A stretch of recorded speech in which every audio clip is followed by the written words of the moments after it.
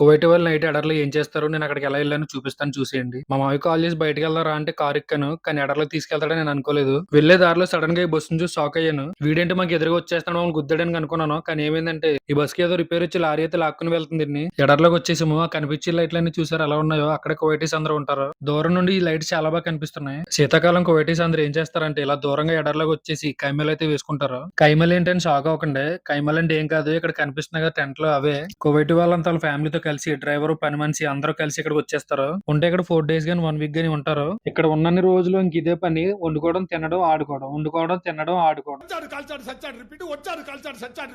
అది మరి ఉన్న రోజులు బాగా అయితే ఎంజాయ్ చేస్తారు. మనం కూడా ఒకసారి లోపలికి వెళ్ళి చూద్దాం అసలు ఎలా ఉందో. మీరు కూడా చూసేయండి గురు నాతో పాటు. అది గురు లోపలైతే పెద్ద టీవీ పెట్టుకున్నారు. ఫైర్ క్యాంప్ వేసుకుని చాయ్ గావ్ అయితే తాగుతూ ఉంటారు. ఇక్కడ అందరు కూర్చుని చలిమంట చూసి ఇంటి దగ్గర చిన్నప్పటి రోజులు గుర్తొచ్చే గురు. ఎందుకంటే ఆ రోజుల్లో తెల్లవారుజామున లేసి గడ్డి తెచ్చుకుని చలిమంట వేసుకుంటే చుట్టుపక్కల ఉన్న వాళ్ళు అందరూ వచ్చేవారు గురు ఆ మంట దగ్గరికి. కానీ ఇప్పుడు అలాంటివన్నీ కనుమరుగు అయిపోతున్నాయి గురు. ఇక్కడ కనిపిస్తున్న ట్రాఫీస్ అన్ని హార్స్ రేసింగ్ లో వచ్చినాయి. ఈ కువైటీకి గుర్రాలంటే చాలా ఇష్టం అంట.